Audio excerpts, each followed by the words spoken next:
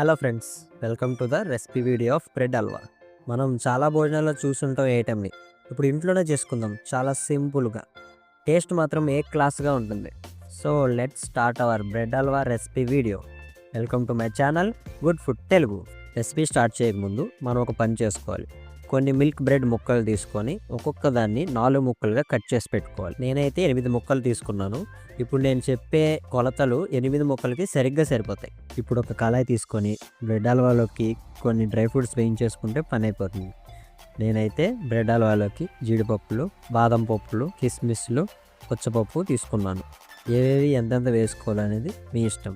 ఇది వేస్తే టేస్ట్ ఇంకా బాగుంటుంది. ముందు ఆ నెయ్యిలో జీడిపప్పులు, బాదం పప్పులు వేసి కొంచెం వేగనివ్వండి. ఇలా సగం వేగిన తర్వాత కిస్మిస్లు, పుచ్చపప్పు వేసి కిస్మిస్లు వేగేదాకా ఉంచి వేగిన తర్వాత మొత్తం అన్ని ప్లేట్లోకి తీసేసుకో.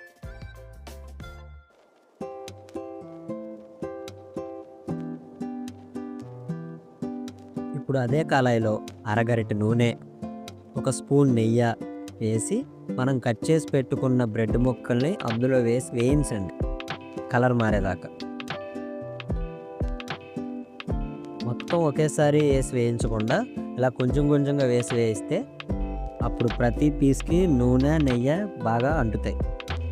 ఎవరైతే మా ఛానల్ని సబ్స్క్రైబ్ చేసుకొని వీడియోస్ చూస్తూ మాకు సపోర్ట్ చేస్తున్నారో thank you so much. You did a great job friends. And ఎవరైతే మాకు సపోర్ట్ చేద్దామని అనుకుంటున్నారో సబ్స్క్రైబ్ చేసి, లైక్ చేసి, షేర్ చేయండి. అదే చాలా పెద్ద సపోర్ట్. ఇలా బిస్కెట్ కలర్ వచ్చేదాకా వేయించండి.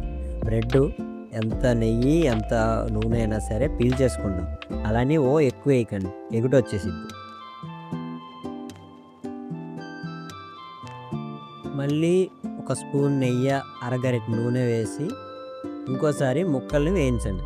ఇలా అన్ని ముక్కల్ని విడివిడిగా వేయించి తీసి పక్కన పెట్టుకోండి. అయిపోయాక అదే కళాయిలో ఒక 150 గ్రాములు పంచదార వేయండి. మీరు షుగర్ ఎక్కువ తినే వాళ్ళైనా సరే ఇది సరిపోతుంది. ఒకవేళ తక్కువ తినే వాళ్ళైతే చూసి తగ్గించుకోండి. మీరు తీసుకున్న షుగర్కి 2 వాటర్ పోసి బాగా కలిపి పాకం చేసి పెట్టుకోవాలి. ఆ పాకం ఎలా ఉండాలంటే లైట్గా ఫింగర్కి అంటుకోవాలి, వాటర్ లాగా కాదు, లైట్గా అంటుకుంటే చాలు. ఇప్పుడు ఈ పాకంలో మనం వేయించి పెట్టుకున్న బ్రెడ్ ముక్కల్ని వేసి ఒక 2-3 నిమిషాలు నానబెడదాం.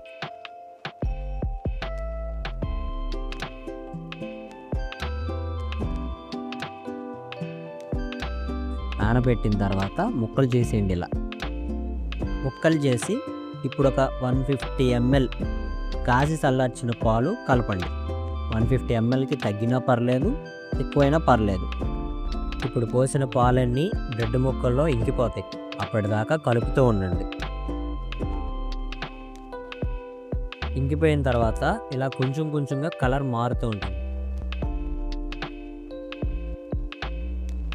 ఎప్పుడైతే మనకి పాల కలర్ అంతా ఫేడ్ అయిపోయి ముదురు బిస్కెట్ కలర్ వస్తుందో అప్పుడు మనం వేయించి పెట్టుకున్న డ్రై ఫ్రూట్స్ ఇందులో కలిపి మిక్స్ చేయండి. అంతే, సింపుల్గా తక్కువ టైంలో న్యూ ఏజెస్ ఆఫ్ స్వీట్స్లో ఒక్కటైన bread halwa recipe ready. And వీడియోని ఎక్కడ దాకా చూసి ఉంటే you are the real audience of good food Telugu channel. Thank you so much. కింద డిస్క్రిప్షన్లో రెసిపీకి సంబంధించిన మెజర్మెంట్స్ రాశాను, ఒకసారి డౌట్ ఉంటే చెక్ చేసుకోండి. మన ఛానల్కి చాలామంది కొత్త వాళ్ళు వస్తున్నారు. So please try to subscribe my channel. Keep supporting me.